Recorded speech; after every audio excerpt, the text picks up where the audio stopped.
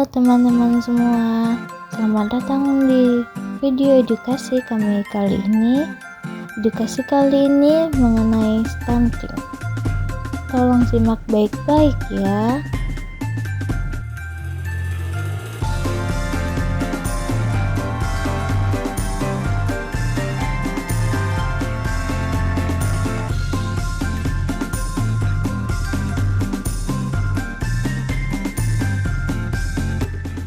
Kira-kira stunting itu apa ya?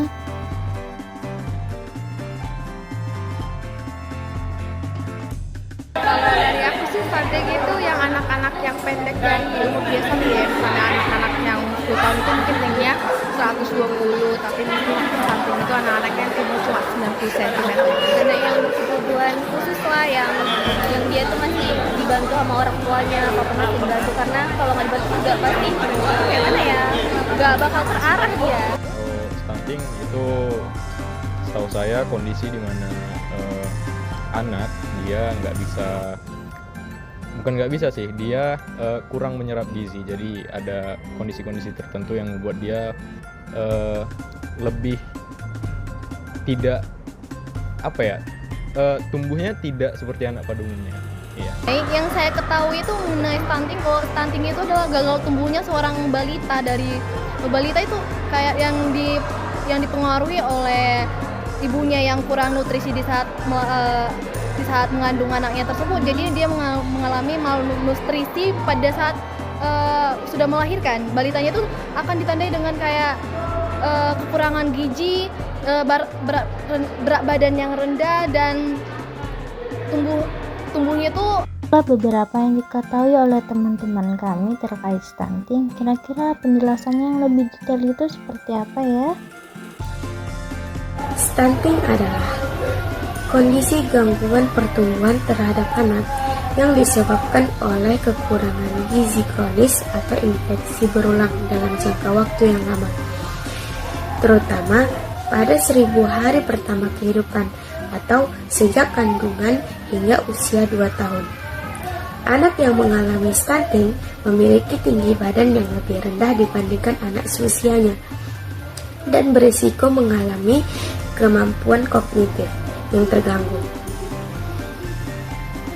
sehingga bisa mempengaruhi kemampuan belajar dan produktivitasnya di masa depan.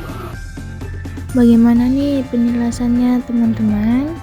Selanjutnya, seberapa besar sih masalah stunting ini di Indonesia? Kasus stunting di Indonesia masih menjadi masalah serius dalam bidang kesehatan dan juga gizi.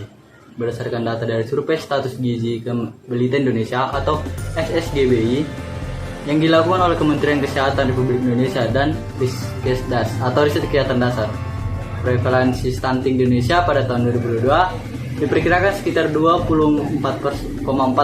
Artinya hampir 1 dari 4 anak balita di Indonesia mengalami stunting atau gangguan pertumbuhan akibat kekurangan gizi kronis. Beberapa faktor yang mempengaruhi tingginya angka stunting di Indonesia antara lain: yang pertama, ada pola makan yang tidak seimbang pada ibu hamil dan juga balita. Lalu yang kedua, sanitiasa dan akses air bersih yang masih terbatas di beberapa daerah.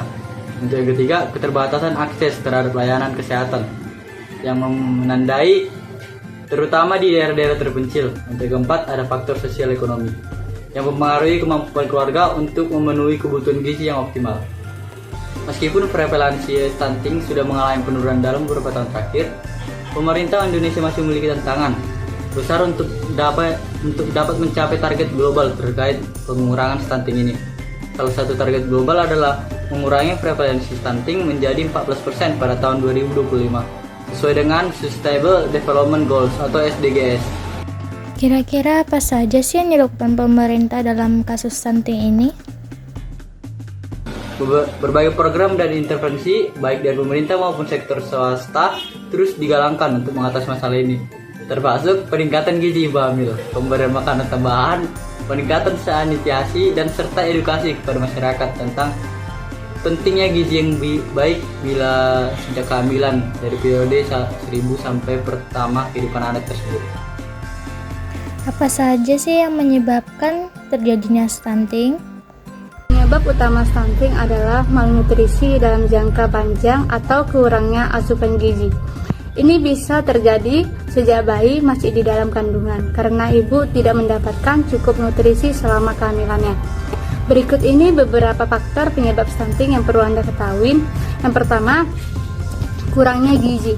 Ibu hamil dan menyusui membutuhkan asupan gizi yang cukup untuk mendukung pertumbuhan dan perkembangan janin dan bayi. Kekurangan zat gizi penting seperti protein, vitamin A dapat meningkatkan risiko stunting pada anak. Selain itu, balita membutuhkan asupan gizi yang seimbang untuk mendukung pertumbuhan dan perkembangan fisik dan mental mereka. Yang kedua, infeksi berulang.